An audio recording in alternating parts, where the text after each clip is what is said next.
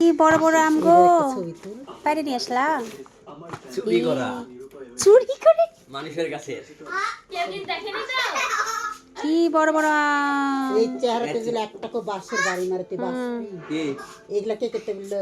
আমাদের দোকানের সামনের গাছের কাছে আমরা প্রত্যেক বছরই নামা নামা খেলি আম সব। আরে পরিচিত আম নামাতে মানুষের। আসে না। এটা কি ফজলি? আল্লাহ গো, এই কি যে এইগুলা বড় বড় ফজলি। আম। এই যে এই এইগুলা বছর এই প্রথম দেখলাম এত বড় বড় আম। এইগুলা আল্লাহ কি হচ্ছে বড়। এইগুলা হচ্ছে লখনা। এগুলা টক না?